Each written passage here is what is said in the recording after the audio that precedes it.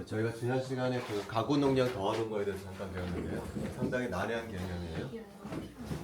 전자 두 개가 돌아다니거든요. 한 벡터가 있고 여기도 있고.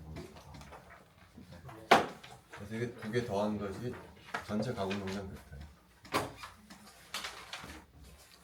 중요한 것은 뭐냐면은 얘가 아무 값도나 될 수가 없다는 거예요. 얘가 양적하게는 세타가 0도. 그다음에 이건 10.53. 두 개만 가능하다고 그랬죠. 근데 얘가 만약에 120도가 되면 어떻게 될까요? 120도가 되면 이렇게 120도가 되면 이게 2분의 1 3 H가 돼요. 여기 더하게 되면 아마 얘도 2분의 1 3 H가 가요. 근데 얘는 불가능해요. 왜 그러냐면은 우리가 스핀 업그레이드 했을 때 이게 콘을 그리잖아요. 이 각도가 몇 도였었냐면 대충 54도거든요. 그러니까 얘도 54도. 그러니까 두 개 더하게 되면 어떻게 되죠? 108도죠. 그러면 여기 120도를 벗어나게 돼요. 그러니까 두 개의 벡터가 둘 다 업일 수가 없어. 120도를 유지하고. 한 가지 방법은 120도를 유지하기 위해서는 하나는 업이고 하나는 다운이면서 120도가 될 수가 있어요. 그럼 그 벡터가 어떻게 되냐면은 뭐 이렇게 될 거란 말이에요. 그럼 얘도 마찬가지로 요 콘이 있지도 않고 요 콘이 있지도 않기 때문에 요 각도가 요 길이가 h바가 될 수가 없어요. 그래서 120도는 될 수가 없어요. 자, 그다음 오늘 할 얘기는 뭐냐면은 지난 시간에 잠깐 업접션 얘기하다가 가면서 업접션을 우리가 어떻게 측정한다고 그랬냐면은 여기 샘플이 있어요. I 제로를 쌓고 I를 쌓고 뭐를 측정하냐면 우리가 업저번수라는 걸 측정한다고 그랬어요. 업저번수는 이렇게 정의가 돼요. 얘를 측정하는 거예요. 근데 비어하고 람버트라는 사람이 얘를 다음 같은 식으로 표현할 수 있다는 것을 알게 됐어요. 업저번수는 C는 뭐냐면 농도예요. 그 말은 무슨 얘기죠? 농도가 2배 증가하면은 업저번수도 2배 증가한다는 거죠. 그래서 보통 UV 비접을 업접션 스펙트럼으로 많이 하는 것이 농도 측정하는 데 많이 써요, 사실은. 농도가 왜냐면 2배 증가하면은 업저번수도 2배 증가하기 때문에. 그다음에 얘는 패스 랭스라고 불렀어요. 요 길이가 이제 B에 해당해요. 그 길이가 2배 증가하게 되면은 업저번수도 2배 증가하게 된다는 거죠. 얘는 뭐냐면 몰라 업저피비티라고 해서 분자가 얼마나 그 빛을 잘 흡수하는가, 분자 따라 달라지는 거예요. B하고 C가 동일하다고 하더라도 더 분자를 흡수하는 능력이 더 커지게 되면 업저번수도 커지게 돼요.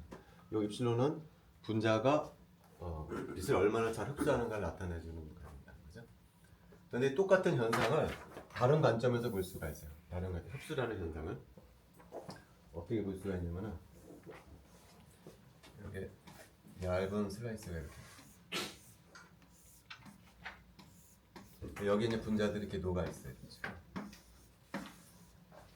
그다음 내가 여기서 바깥에서 빛을 쏴주는데 I라는 인텐시티 빛을 쏴주는데 빛을 쏴준다기보다는 포톤을 쏴준다고 가정할게요. 포톤을 몇 개를 쏴줬냐면 예를 들어서 100개를 쏴줬습니다. I가 100이라고 보면 돼요. 근데 얘가 이제 2가 되겠죠? 2가 돼서 I가 얼마가 되냐면은 90개가 나왔다고 봅시다. 100개의 포톤을 쏴줬더니 90개가 나왔어요. 그러면 델타 I가 얼마가 되죠?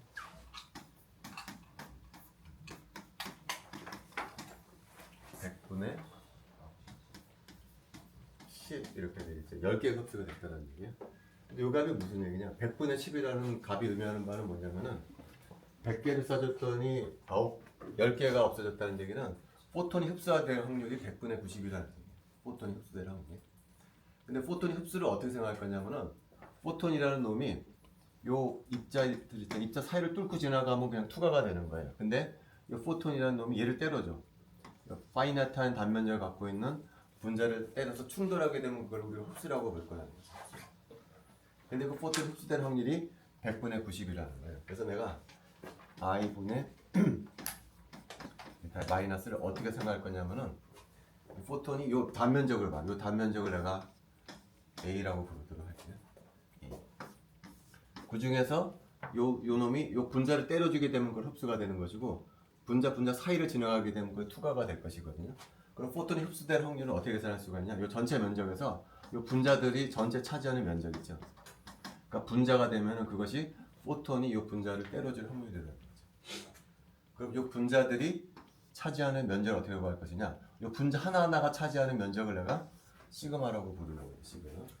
시그마를 뭐라고 부르냐면은 업접션 크로스 섹션이라고 부릅니다.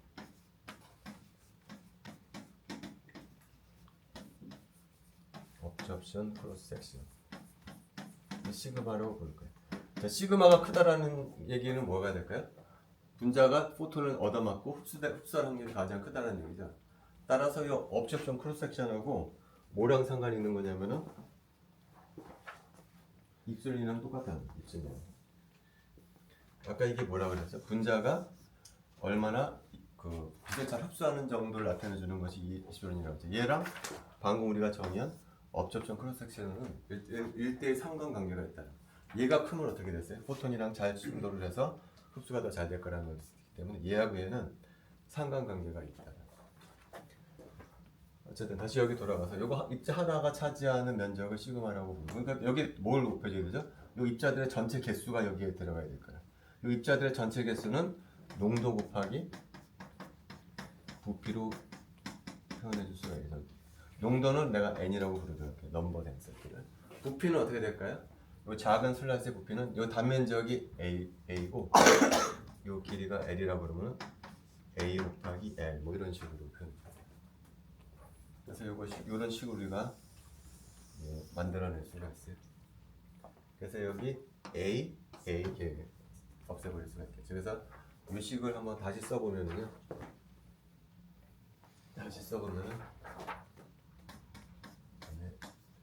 델타 E는 A분의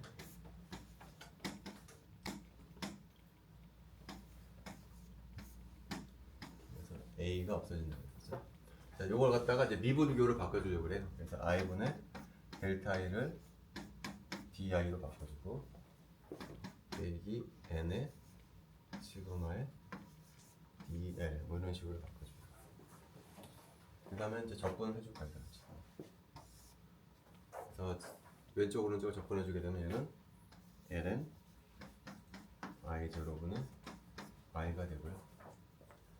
얘는 마이너스 n 시그마 l 이런 식이 될 거예요. 얘를 다시 풀어주게 되면은 i는 i0의 익스프레션 마이너스 n 시그마 l이라는 식으로 얻게 됩니다. 자, 얘랑 아까 업저번스 시기를 한번 비교해 볼까? 업저번스는 어떻게 된다는? 업저번스는 i0분의 i라고 정의했었는데 이게 얼마가 된다고요? 2, b, c 이렇게 된다. 여기는 ln이고 여기는 로그예요. 따라서 이 식이 하면 어떻게 되죠? i는 i0 10에 마이너스 2b c라는 식. 비열 암버트로 의한 식이고 지금 업접션 크로스 섹션을 통해서 하는 식이야. 그러니까 요 n이라고 하는 것이 농도라고 그랬잖아요. 여기 c에 해당하는 거예요. 여기 패스 랭스잖아요. 여기 l이 바로 패스 랭스에 해당합니다. 따라서 뭐랑 상관이 있나요? 몰라 업접티비티하고 업접션 크로스 섹션하고 상관이 있다고 그러는 얘기예요. 자, 근데 한 가지 조심해야 될 것은 뭐냐면은 아까 요게 시그마가 분자 하나의 크기에 해당한다고 그랬잖아요. 근데 이게 정말로 분자 크기랑은 아무런 상관이 없어요. 이 크기는 정확히 말하자면 어떤 크기냐면은 포톤이 바라보는 분자의 크기예요. 포톤이 바라봤을 때 분자가 굉장히 커지게 되면은 포톤이 흡수될 확률이 크다라는 얘기죠. 분자가 작더라도 얘는 클 수가 있다는 거예요. 분자가 큰 분자가 흡수를 더 잘하는 건 아니에요. 물리적으로 분자가 크다고 해서 흡수를 잘하는 건 아니에요. 크더라도 흡수 안 할 수가 있거든요.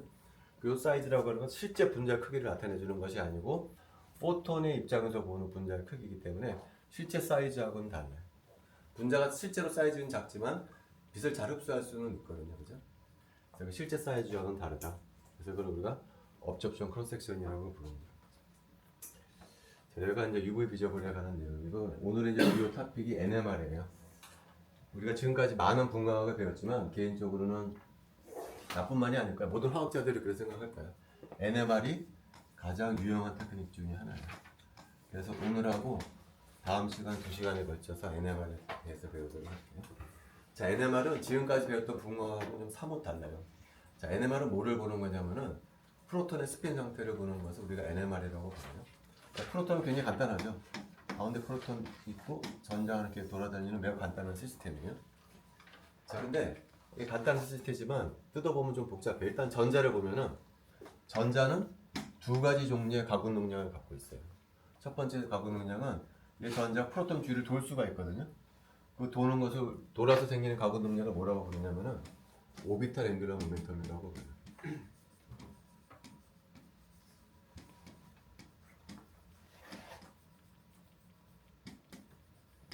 그리고 양자역학에 하면은 모든 물리량에 대해서는 양자수가 정의되어 있거든요. 오비탈 앵귤러 모멘텀 양자수를 뭐라고 표기하냐면은 L이라고 표기를 하죠. 그래서 L이 뭐 0이면 S 오비탈, 1이면 P 오비탈 뭐 그런 식의 정의를 하죠. 자, 그다음에 전자는 공전을 하기도 하지만 또 뭘 하기도 하죠? 스핀을 갖기도 하죠. 스핀 앵귤러 모멘텀을 갖고 있어요. 스핀 앵귤러 모멘텀. 스핀 앵귤러 모멘텀 양자수는 뭐로 표기하냐면은 S로 표기를 해요. 그리고 우리가 잘 알죠. S는 얼마죠? 2분의 1. 전자 스핀. 얘는 0도 갖고 1도 갖고 다 여러 개의 값 가지고 있지만 스핀 앵귤러 모멘텀은 정해져 있어요. 2분의 1 결정이 됐어요. 자, 그다음에 L이 결정이 되면 뭐가 결정이 되죠? ML이라는 게 결정이 되죠. 예를 들어서 L이 1이었다 그러면 ML은 가능한 값이 1, 0, 마이너스 3개가 가능하듯이 여기도 마찬가지 S가 정의되어 있잖아요. 그럼 MS가 정의가 돼요. 2분의 1 혹은 마이너스 1. 그래서 2분의 1을 우리가 업스핀이라고 부르고 마이너스 2분의 1을 다운스핀이라고 부릅니다. 이게 전자의 얘기예요. 자, 근데 NMR은 전자를 보는 게 아니고 뭐를 보는 거냐면 프로톤을 보는 거예요. 프로톤. 프로톤도 얘도 스핀을 갖고 있어요. 얘도. 자, 근데 프로톤의 스핀은 뭐라고 표기하냐면은 I라고 표기해요. 프로톤의 스핀 양자수는 I라고 표기하고 얘도 마찬가지로 2분의 1로 알려져 있어요. 따라서 프로톤도 두 가지 상태가 가능해요. 업스핀, 다운스핀. 프로톤도 두 가지 상태가 가능해요. NMR은 프로톤을 보는 거예요. 프로톤의 스핀은. 그래서 일단은 전자가 없는 상황을 일단 가정을 한번 해보도록 할게요. 전자가 없는 상황. 전자는 일단 지워두도록 하고 프로톤만 보도록 할게요. 자, 얘가 지금 업스핀이 있고 다운스핀이 있다고 그랬잖아요. 근데 얘가 지금 도는데 전하를 띈 입자가 돌고 있잖아요. 그럼 물리책에 찾아보면 어때요? 전하를 가진 입자가 회전하면은 자기장을 만들어낸다고 그러잖아요. 다시 말하면은 얘는 작은 자석이랑 마찬가지예요. 돌고 있는 프로톤은 작은 자석이에요. 근데 방향이 다르다는 거죠. 이 자석의 방향이 업스핀일 때하고 다운스핀일 때 자석의 방향이 달라요. 근데 만약에 내가 이 프로톤이 그냥 진공에 혼자만 있다라고 그러면은 이 회전축 이 방향이든 이 방향이든 에너지가 똑같을 거예요. 그래서 그냥 똑같아. 업스핀이나 다운스핀이나 에너지가 똑같아. 근데 내가 바깥에 거대한 자석을 계속 딱 걸어줘. 앵글이 있습니다. 그럼 어떻게 되죠 이제는? 바깥에서 지축 방향으로 자기장을 걸어주게 되면은 업스핀일 때하고 다운스핀일 때 에너지가 달라지게 됩니다. 업스핀은 에너지가 떨어지게 되고요. 다운스핀은 에너지가 높아지게 돼요. 특히 바깥에서 2.34 테슬라를 걸어줬을 때, 그 자기장을 내가 비전하라고 볼 때, 2.34 테슬라를 걸어줄 때 업스핀과 다운스핀 사이의 에너지 차이가 주파수 대역으로 어디에 해당하냐면은 정확히 100MHz에 해당합니다. 100MHz가 레디오 프리퀀시 대역에 해당해요. 그래서 자기장을 걸어주고 100MHz 빛을 쏴주잖아요. 그럼 업스핀에서 다운스핀으로 빛이 흡수가 된다. 자, 근데 우리는 이제 주로 이제 프로톤 NMR 얘기를 할 텐데, 얘기를 할 텐데, 간혹 카본 13 NMR도 찍을 수가 있어요. 얘도 스핀을 갖고 있거든요. 근데 이 기울기가 달라. 이건 프로톤일 때의 기울기예요. 이 기울기. 이게 X축의 자기장. 자기장을 걸어줬을 때 에너지가 어떻게 올라가느냐? 이 기울기를 뭐라고 부르냐면은 감마로 표기하고 마그네토자이릭 레이셔라고 불러요.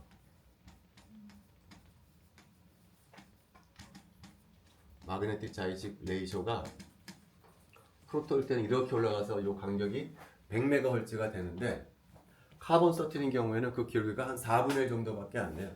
카본 13을 그려주게 되면은 얘가 4분의 1밖에 안 돼. 이렇게 돼. 이게 카본 13인데 따라서 얘는 얼마가 되냐면은 이 간격이 25MHz. 그래서 2.34 테슬라를 걸어준 다음에 100MHz 빛을 쏴주잖아요. 그럼 프로톤이 흡수가 되는 거예요. 25MHz 빛을 쏴주잖아. 카본 13의 스핀이 업에서 다운으로 바뀌는 거예요. 그리고 기울기는 핵종에 따라 다르다. 자, 이건 이제 나중에 얘기하도록 하고요. 자, 그래서 이렇게 된다는 얘기죠. 자, 근데 지금까지 얘기는 그래서 핵종에 따라 다르다. 핵종에 따라서. 그래서 그 다음 페이지에 보면은 여러 가지 핵종의 트랜지션 프리퀀시가 나와 있어. 방금 얘기했지만 2.3 테슬라를 걸어줬을 때 프로톤은 100메가에서 되고요. 카본 13는 이 대충 25메가였어요. 그 다음에 심심치 않게 19번 플로린도 많이 찍어. 카본 플로린은 얼마냐면 93. 그 다음에 31번은 얼마냐? 40점. 그래서 각 핵종마다 트랜지션 프리퀀시가 다르다라는 얘기죠. 근데 한 가지 질문은 카본 13, 카본 12번이 아니야. 우리 주위에 흔한 카본은 12번이잖아요. 근데 13번이 나왔어요. 왜 그러냐면 12번 카본은 I가 얼마냐면은 0이에요. I가 0이라는 얘기는 스핀이 없다는 얘기죠. 얘는 NMR 스펙트럼을 찍을 수가 없어. 왜 카본 12번은 NMR을 찍을 수가 없냐면은 카본 12번 핵 안을 들여다보면은 프로톤이 6개고 뉴트론이 6개로 구성이 되어 있어요. 프로톤도 업스핀, 다운스핀 두 종류가 있는 것처럼 뉴트론도 마찬가지로 업스핀, 다운스핀 두 종류만 있어요. 근데 얘가 그라운드 스테이트일 때는 어떻게 되어 있냐면은 6개가 업이야. 그 다음에 6개가 다운이야. 12개 입자가.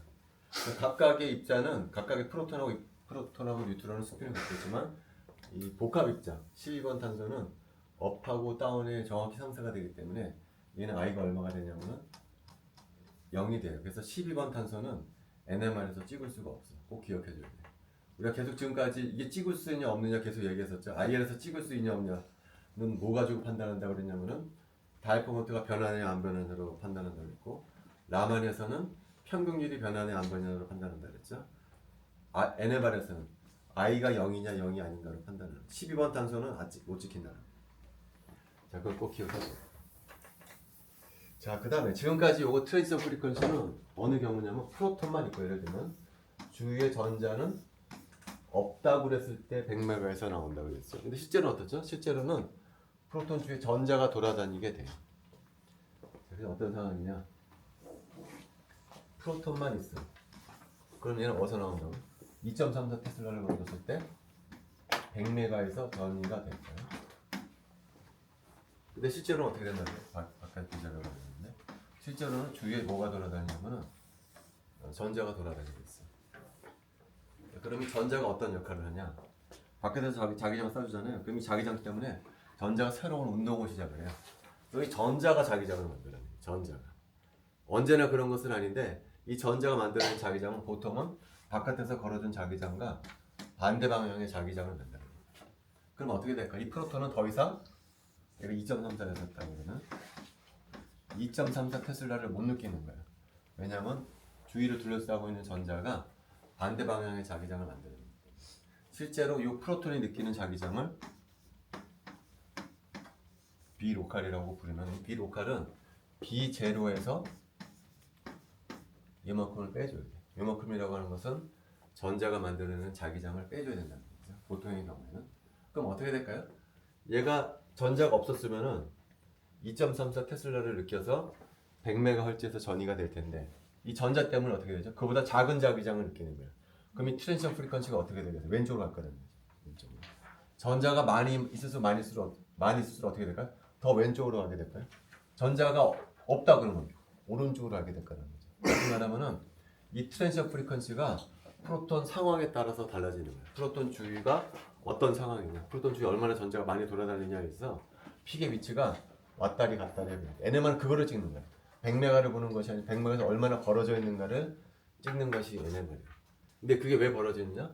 프로톤 주위의 전자 때문에 벌어집니다. 그래서 여기 뭘 빼줘야 되냐면은 전자가 만들어내는 자기장을 빼줘야 돼요. 근데 전자가 만드는 자기장은 일반 첫 번째 모의변 시그마라는 파라미터예요. 시그마라고 하는 것은 러프하게 얘기하자면 뭐냐면은 주위에 전자가 얼마나 많이 있느냐는 거예요. 주위 전자가 많으면 어떻게 될까요? 시그마 값이 커지게 될 거예요. 그 다음에 똑같은 시그마라고 하더라도 얘를 증가시키잖아요. 바깥에서 걸어준 자기장을 증가시키게 되면은 이 전자가 만드는 자기장도 똑같이 증가해요. 얘는 B0하고도 상관이 있다. 얘가 바로 전자가 만들어내는 자기장입니다. 그래서 주위 상황에 따라서 시그마가 달라지게 돼. 시그마가 달라지게 픽이 좌우로 움직이게 될 거예요. 근데 그거를 측정하는 거라는 거죠.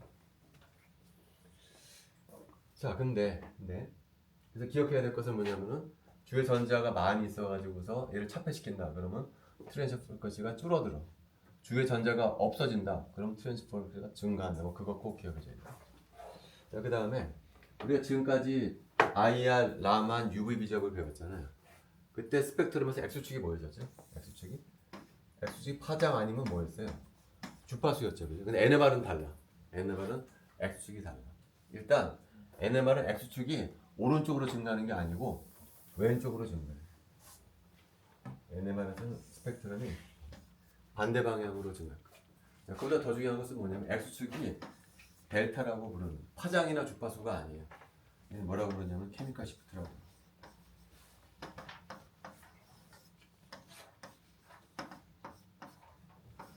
케미컬 시프트라고 불러요. NMR에서는 X축이. 자, 케미컬 시프트가 어떻게 정의되냐고는 이렇게 정의.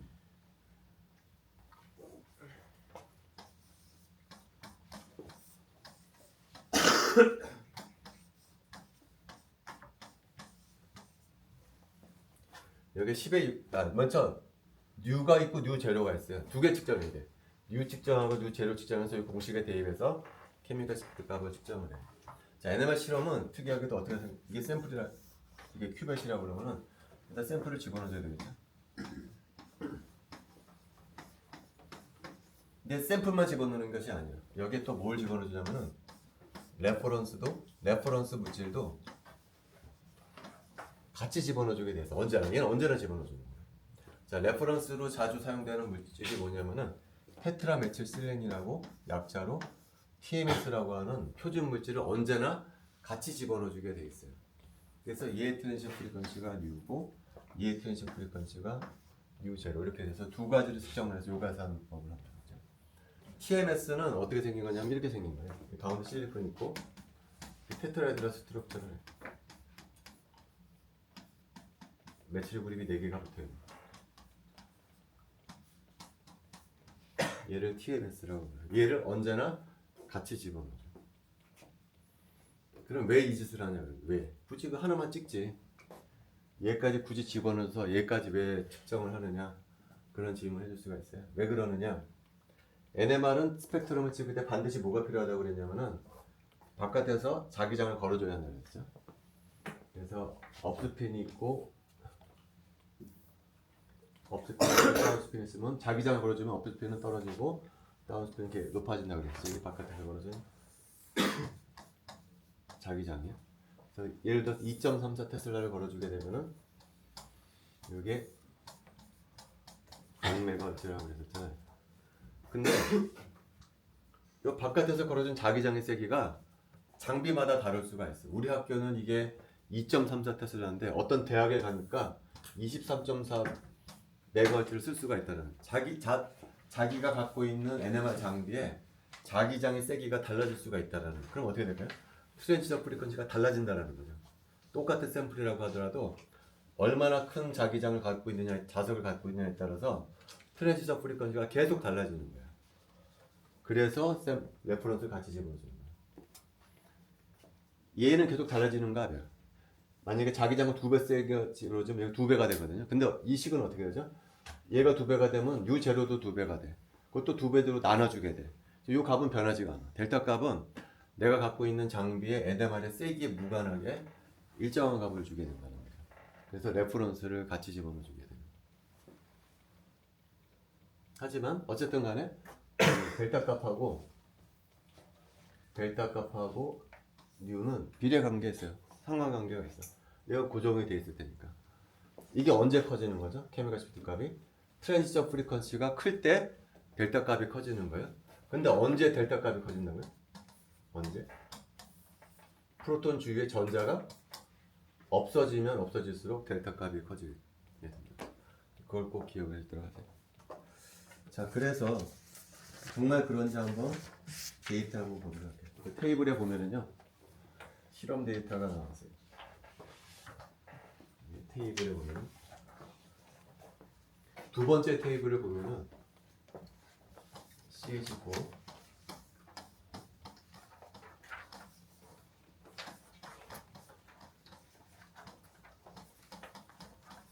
자, 이런 분자가 있고 여기 프로톤에서 나오는 시그널 측정을 했어요. 그랬더니 메탄에서 나오는 CH4는 얼마냐면은 0.24에서 점점 증가해서 CH3, CH3까지 가면 얼마까지 증가하냐면 7.26까지 증가하는 것으로 보입니다. 자, 왜 여기서는 델타 값이 크고 여기서 작을까요? 앞서 되겠지만 프로톤이 있고 주위 전자가 있는데 얘의 트랜지션 프리퀀시는 무엇에서 결정이 되냐면 주위의 전자에서 결정이 된다는 거죠. 주위의 전자가 많으면 어떻게 된다고요? 얘가 프로톤이 자기장을 조금밖에 못 느끼기 때문에 트랜지션 프리퀀시가 줄어들어. 그럼 델타 값이 작아져. 얘가 많이 뺏기면 주위 전자가 뺏기면 어떻게 되죠? 트랜지션 프리퀀시가 커져서 델타 값이 커진다는 거예요. 바로 이 케이스예요. 이게 무슨 역할을 하냐면 클로린은 할로겐 원소로서 대표적으로 어떤 원소냐면은 전자를 좋아하는 원소예요. 전자를 좋아하는 원소이기 때문에 클로린이 있으면 전자를 마구 뺏어간다는 거죠. 프로톤 주위에 있는 전자를 마구 뺏어가기 때문에 이의 트랜지션 프리퀀시가 커지게 된다. 근데 여기는 그 전자를 뺏어가는 놈이 3개나 붙어 있다는 거예요. 여기는. 그래서 델타 값이 7.16까지 증가하고 여기는 그런 게 없어. 그냥 혼자 있는 거예요. 그래서 얘는 0.23밖에 안 나요. 자, 그 다음에 세 번째 테이블을 보면은 할로겐 원소를 바꿨어요.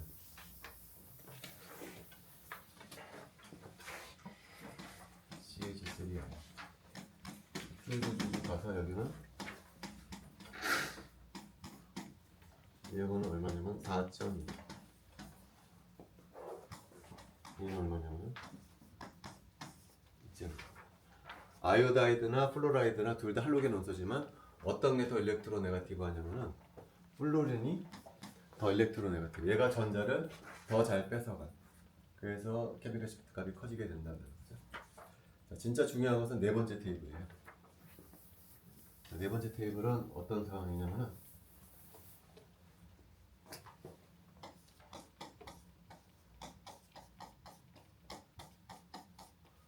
이런 거.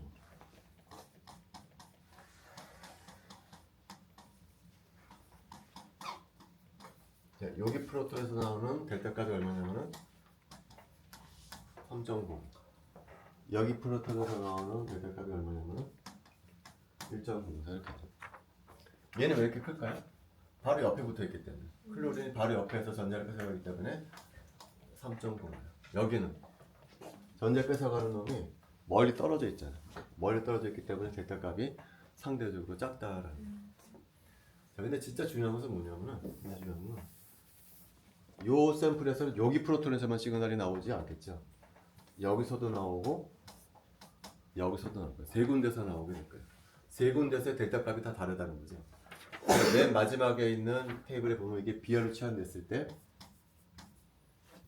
여기는 델타 값이 얼마냐면은 0.23, 여기는 3.05, 여기는 7.16에서 얘는 바로 옆에서 뺏기기 때문에 7.16, 얘는 멀리 있기 때문에 0.23. 이렇게 픽이 몇 군데서 나오냐면은 세 군데서 나오게 될 거다. 서로 다른 환경에 처해져 있는 세 가지 종류의 프로톤이 있기 때문에 픽이 몇 군데서 나오느냐? 세 군데서 나오게 된다는 얘기. 자, 이게 간단하지만 굉장히 중요한 일을 해줄 수가 있어요. 그 다음 페이지에 보면은 여기가 자 C3 H6 O2의 실험식을 갖고 있는 어떤 분자의 NMR 스펙트럼을 찍었어요. 그랬더니 픽이 어떻게 나오냐면은 이렇게 나와요. 0 이렇게 나와요. 0에서 나오는 것은 아까 레퍼런스 같이 집어넣어준다고 그랬죠? 레퍼런스는 언제나 0에서 나올 수밖에 없어요. 얘는 레퍼런스에서 나오는 시그널. 이게 샘플에서 나오는 시그널이 되겠죠? 근데 요 놈을 찍었더니 픽이 2개가 나오더라는 얘기예요. 근데 이게 실험식이거든요? 이런 실험식을 주는 분자식은 두 가지를 생각해 볼 수가 있었어요. 두 가지가 뭐냐면 이런 분자식.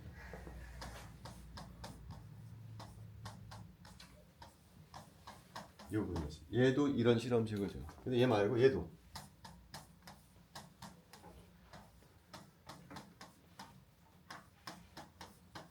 얘도 저런 분자식을 줘. 이 질문은 이렇게 픽이 2개가 나오는 놈은 왼쪽 샘플에서 나오는 걸까? 오른쪽 샘플에서 나오는 걸 판단해 보면 이건 당연히 왼쪽에서 나올 거야. 왼쪽은 여기서 시그널 하나 나올 거고 여기서 나오고 두 군데서 나올 거야. 여기는 근데 여기서 나오고 여기서 나오고 여기서 나오고 세 군데서 나와야 됩니다. 얘를 찍었다고는 픽이 몇 군데서 나와야 되냐면은 세 군데서 나와요. 근데 픽은 두 군데서 나왔다는 거죠. 이거 아니라는 거죠. 얘일 거라는 거죠. 이게 우리가 IR도 배우고 라만도 배우고 여러 가지 배웠지만 다른 분과법 가지고 이렇게 알 수가 없어 쉽게. NMR이기 때문에 알 수가 있는 게 NMR이기 때문에. 자, 근데 예를 들어서 지금 요 분자는 픽이 두 군데서 나온다고 그랬잖아요. 이 분자는 어떨까요?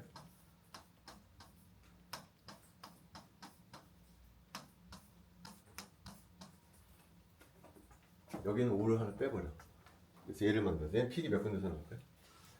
얘는 한 군데서 나와야 되겠죠. 여기는 여거하고 어떠세요? 얘는? 똑같은 놈이에요. 똑같은 놈. 그래서 픽이 한 군데서만 나올 거예요. 이런 식으로 얘가 분자에 대해서 굉장히 디테일한 정보를 줘요. 자, 여기서 이제 한 발짝 더 나간 게 그 다음 페이지야. 그 다음 페이지가 더 재밌어. 그 다음 페이지는 이런 분자예요.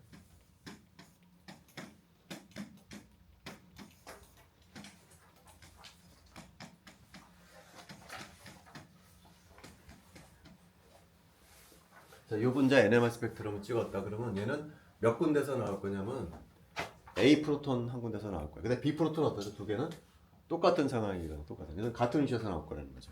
그래서 크게 두 군데서 나올 거야. 스펙트럼을 찍게 되면은 얘가 0은 언제나 나온다 그랬죠? 네. 그래서 4ppm에서 픽이 나오고요. 6ppm에서 나와. 두 군데서 나오는데 자세히 보니까 픽이 하나가 아니야. 4ppm에서 픽이 두 개, 6ppm에서 픽이 세 개로 가요. 두 군데서 나오는 것까지는 맞는데 각각의 픽이 더블렛, 트리플렛으로 갈라져 나온다는 거예요. 왜 이렇게 갈라져 나오냐? 왜? 자, 먼저 여기는 어디서 나온 프로톤이냐면은 지금 HB 프로톤에서 나온 것이고 여기는 A 프로톤에서 나온 픽이에요. 먼저 A 프로톤 픽이 왜 세 개로 갈라지는가 한번 보도록 할게요. 여기서 나오는 시그널이. 자, 여기 NMR 시그널을 지르면 어떻게 된다고 그랬죠? 바깥에서 B0라고 하는 자기장을 쏴줘야 된다고 그랬죠. 그죠? 근데 이 프로톤이 가만히 보니까 바깥에서 내가 쏴준 자기장만 느끼는 것이 아니야.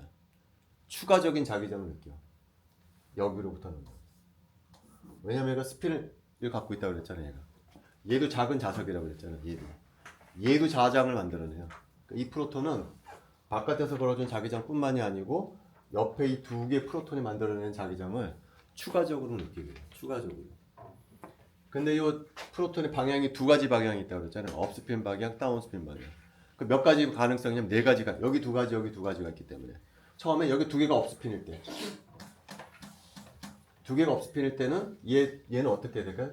바깥에서 걸어준 자기장 플러스 얘가 만들어낸 자기장을 추가로 느끼게 될 거예요. 그죠? 반대로 여기 둘 다 다운일 때가 있거든. 둘 다 다운. 그럼 이때는 어떻게 될까요? 얘는 바깥에서 걸어준 자기장에다가 얘가 만들어낸 자기장을 빼준 만큼의 자기장을 느끼게 될 거예요. 나머지 두 가지 경우는 어떻게 될까? 얘가 업이고 다운. 다운이고 업 이렇게 되죠. 업, 다운, 다운, 업 이렇게 되죠. 이때는 두 개가 상쇄가 돼버려. 그래서 결과적으로 이 A 프로톤은 세 가지 종류의 자기장을 느끼게 될 거예요. 그래서 픽이 세 가닥으로 갈라지는 거예요. 비율은 어떻게 될까요? 이게 1대 2대 1. 그래서 이렇게 만들어져요. 그래서 A 프로톤에서 나오는 시그널은 이 B 프로톤에 의해서 세 가닥으로 갈라지게 됩니다. 반면에 B 프로톤은 어떻게 될까요? B 프로톤도 마찬가지로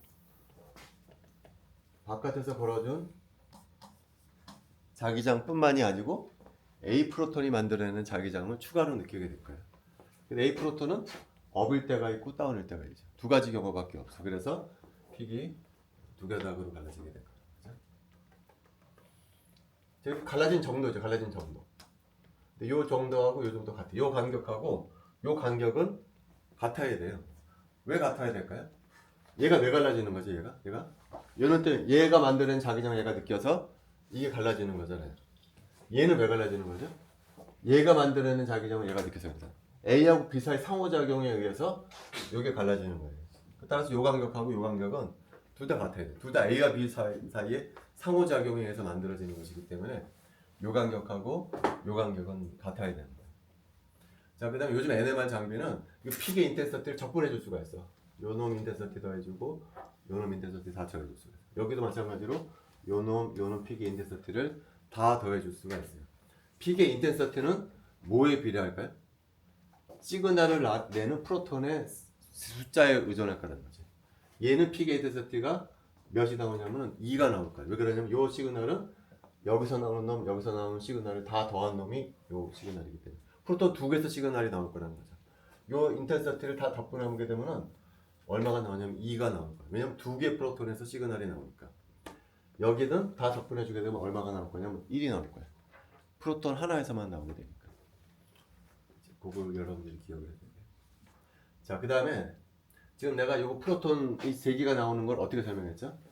요 두 개 프로톤이 네 가지 경우가 있다. 그래서 업일 때가 있고 다운일 때가 있고 업, 다운, 업. 그래서 1대 2대 1이다. 그렇게 설명했잖아요. 근데 다르게 설명할 수 있는 방법도 있어요. 다르게는 어떻게 설명하냐면 이렇게 설명할 거예요. 자, 여기가 두 개 프로톤이 없었다고 해봅시다. 없었다고 그러면 A 프로톤이 예를 들어서 여기서 시그널이 나왔어요. 여기서. 근데 일단 얘가 프로톤이 하나가 있네. 얘가 업일 때가 있고 다운일 때가 있거든요. 그럼 얘가 이렇게 딱 갈라질 거예요. 이런 식으로. 두 가지로 갈라질 거예요. 근데 얘가 하나가 더 있대. 얘 때문에 다시 업 다운으로 갈라질 거예요. 얘도 두 개로 이렇게 갈라지고 얘도 두 개로 이렇게 갈라지게 될 거예요. 근데 요 간격하고 요 간격은 같을 거라는 거죠. 왜냐면 두 개의 프로톤이 같기 때문에. 얘가 여기 미치는 영향이랑 얘가 여기 미치는 같기 때문에 요 간격하고 요 간격이 같기 때문에 요 픽이 어떻게 되죠? 같은 위치에서 나온다는 거예요. 같은 위치에서. 그래서 픽의 인텐서티가 1대 2대 1로 나온다라고 설명을 해주는 방법이 두 번째 방법이에요. 자, 근데 여기서 이 두 개가 겹쳐지기 위해서는 어때야 되죠? 요 간격하고 요 간격이 같아야 돼요. 요 간격하고 요 간격이 같다는 얘기는 무슨 얘기냐면은 요 프로톤이 여기에 영향을 미치는 놈이랑 요 프로톤이 여기에 미치는 영향이 같아야 된다는 의미예요. 그죠? 근데 만약에 다르면 어떻게 될까요? 나중에 다른 케이스를 보여줄 거거든요. 얘가 여기 미치는 영향하고 얘가 여기 미치는 영향이 다르다 그러면 어떻게 될까? 이제 어떻게 될까? 이게? 간격이 같지가 않기 때문에요. 이놈이 예를 들면 이렇게 될까요? 이렇게 될까는 거죠. 요 간격하고 요 간격이 같지 않아. 그럼 어떻게 돼요? 픽이 3개가 안 나오죠.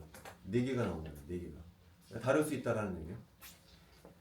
얘가 여기 위치는요. 얘가 위치는 다르면 이렇게 나온다는 거예요. 같으면 여기가 두 개가 같은 위치에서 나온다. 자, 그럼 연습 한번 하나만 더 해볼까요? 여기가 지금 CL이었죠. 얘가 여기도 HB였다라고 해봅시다. 여기도. 그러면 여기서 나오는 시그널은 어떻게 될까요? 여기는 가정은 요 놈은 세 개가 동등하다. 동등한 놈이다. 라고 가정했을 때 여기 시그널은 몇 개가 나오냐면 토탈이 몇 가지가 있죠? 두 가지, 8가지가 있잖아요. 그러면 8가지 경우가 이런 경우가 있죠. 업, 셋 다 업. 셋 다 다운. 그 다음에 두 개가 업, 하나가 다운. 하나가 업, 두 개가 다운인 경우가 있겠죠. 근데 이 경우는 또 몇 가지가, 3가지 경우가 있겠죠. 업, 다운, 업일 수도 있고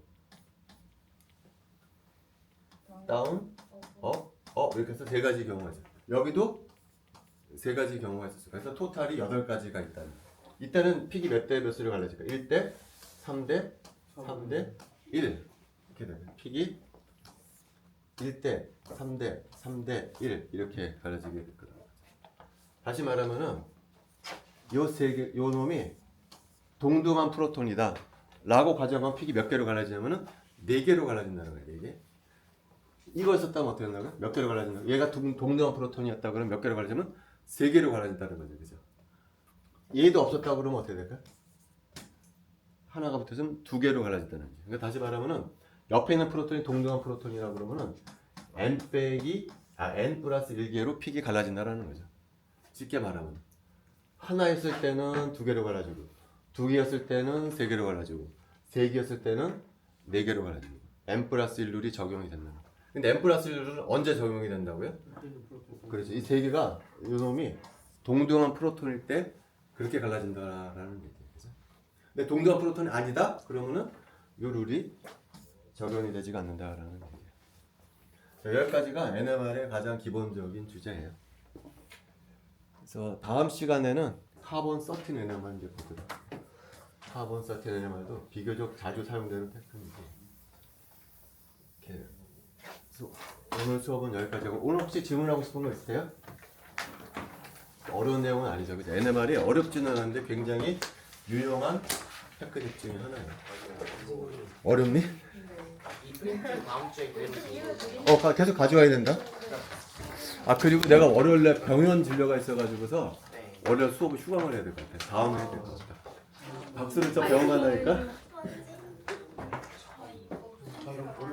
아, 그러니? 얘가 소스가 안 되잖아. 이게 뭐야? 나도 괜찮아. 나 쉬운 건 아닌데 이해가 안 되죠. 야, 나 일어날 수가 없어. 잠깐만. 선생님. 어? 나는 근데 그냥 아, 그래. 구독도 했습니다. 그래, 고맙다. 아, 진짜 건강만 잡고 달린다는 게 너무 좋아. 애니만의 재밌어. 영역 배우는